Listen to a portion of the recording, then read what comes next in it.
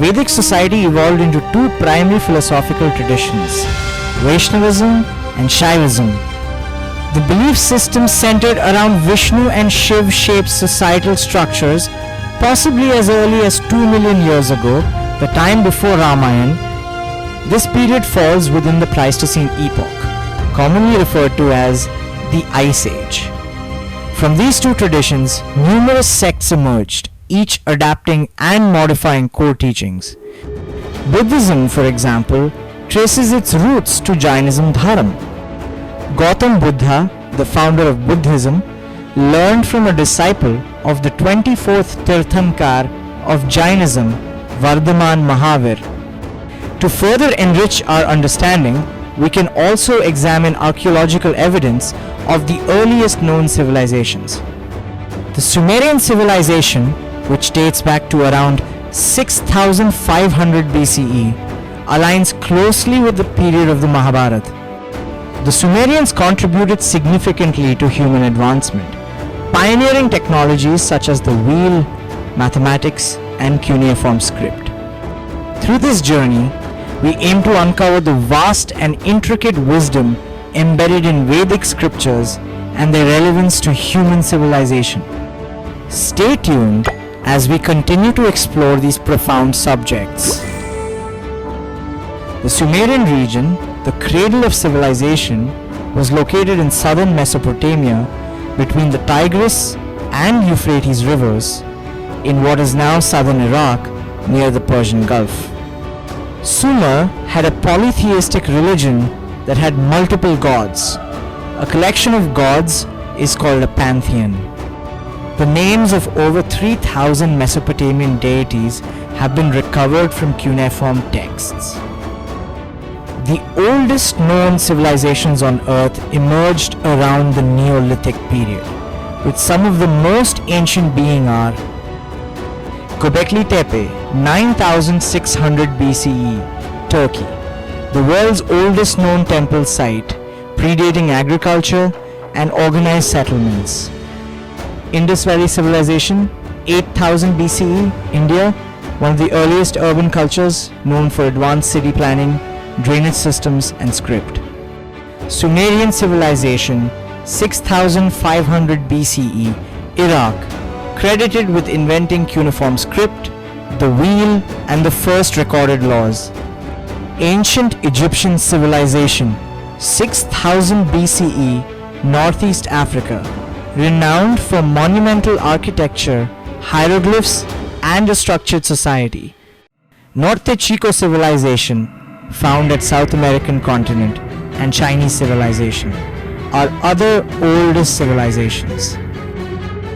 Some Vedic sources suggest Bharatvarsh, India as an ancient center of civilization, with Vedic texts possibly dating back tens of thousands of years, though mainstream archaeology attributes early settlements to the Mehrgarh culture 7000 BCE, preceding the Indus Valley Civilization. Archaeological studies show continuity in Indian civilization going back to at least 8000 BCE, with evidence of cultural levels from the pre-Indus Valley Civilization phase. Some evidence suggests that sites in the Indus Valley and other parts of India were established during or before the last ice age. DNA studies from the Rakhigari excavations in Haryana, the largest site of the Harappan civilization, reveal a distinct origin for the inhabitants of the Harappan civilization. The discovery of rock carvings, petroglyphs, in the Konkan region of Maharashtra, believed to be tens of thousands of years old, hints at a previously unknown civilization. Who were the Aryans? Where did they come from? Let us find out. The idea that Aryans were Iranians is a simplification of a complex historical and linguistic connection. The term Aryan comes from the Sanskrit word Arya and the Old Persian Arya, both meaning noble or honorable. Both Vedic Sanskrit and Avestan, the language of Zoroastrian texts, shared linguistic and cultural similarities. Example, Indra, Vedic, versus Andhra, Avestan. Asurs in Hinduism are malevolent gods, equals Ahurs in Zoroastrianism are benevolent gods. Some scholars propose that Indo-Iranian speaking groups migrated from a common homeland, possibly in the Central Asia, before splitting into Vedic Aryans India and Iranians Persia. The Rig Veda and Avesta reflect a historical conflict between the Vedic devs and Iranian divas. Many Indian traditions consider the Aryans indigenous to Bharat, rejecting the migration theory and instead tracing Vedic civilization's continuity in India for thousands of years. The Parsi community traces its roots to Zoroastrians who fled Persia, modern-day Iran, after the Arab conquest of Persia in the 7th century. Today, the majority of Zoroastrians live in India, and they are known as Parsis. In short, Aryans were not exclusively Iranians, but Indo-Iranians, a broader ethno-linguistic group that gave rise to both Vedic and Persian civilizations. While linguistic evidence suggests Indo-European connections, archaeological and genetic data support the indigenous development of Vedic civilization. So the Aryans were a group whose influence and presence extended from North India to Iran. Sanskrit is a classical language belonging to the Indo-Aryan, and it arose in South Asia after its predecessor languages had diffused. Sanskrit is the sacred language of Vedic society, the language of classical Vedic philosophy, and of historical texts of Buddhism and Jainism, though Pali language was prominent at that time.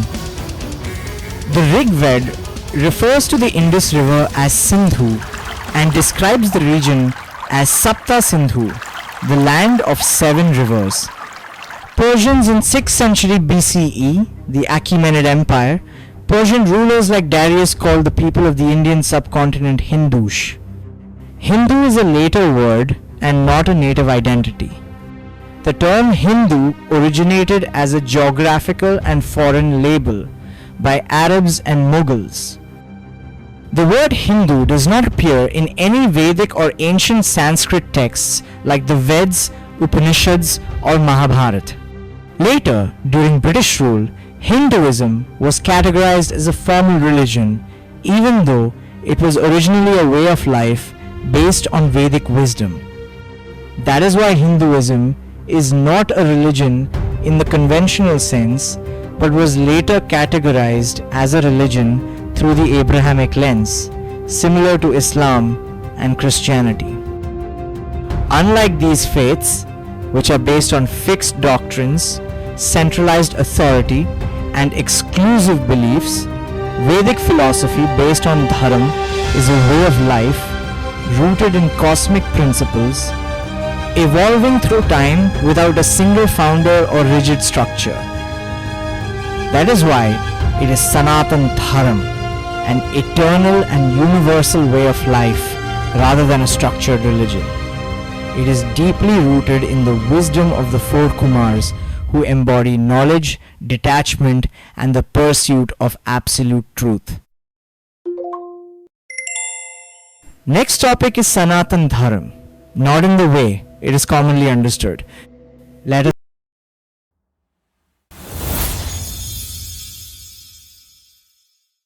Thanks for watching. Don't forget to like the video. Another video is coming soon. Share this to your friends. Press subscribe button and like button.